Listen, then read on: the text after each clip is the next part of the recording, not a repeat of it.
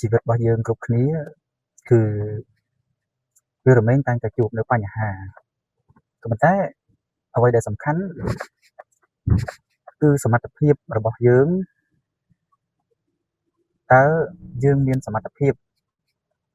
នៅក្នុងការដោះស្រាយបញ្ហាហ្នឹងបានកម្រិតណាមនុស្សយើងគ្រប់គ្នាគ្មាននរណាម្នាក់ដែលកើតមកហើយមិនដែលមានបញ្ហានោះទេគ្រប់គ្នាគឺសុទ្ធតែមានប៉ុន្តែសំខាន់លើការដោះស្រាយហើយមនុស្សម្នាក់សុទ្ធតែមានវិធីដោះស្រាយបញ្ហារបស់ខ្លួនរៀងខ្លួនមិនមែននរណាម្នាក់ពូកែជាងនរណាម្នាក់នោះទេពេលខ្លះនឹងបញ្ហាខ្លះយើងតែងតែត្អូញត្អែថាវាលំបាកវាយ៉ាងនេះយ៉ាងនោះក៏ប៉ុន្តែចំពោះអ្នកដទៃហើយចំពោះរឿងរបស់គេក៏ដូចគ្នាអញ្ចឹងដែរ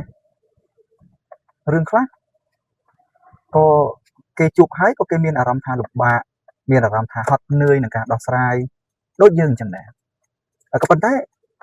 អ្វីដែលយើងត្រូវតែដោះហើយអ្វីដែលយើងមិនអាចប្រកែកបាននោះគឺយើងត្រូវតែដោះស្រាយយើងមិនអាចដកថយបានទេព្រោះថាទាំងអស់ហ្នឹងវាបានកើតឡើងចំពោះយើងរួចមកហើយអ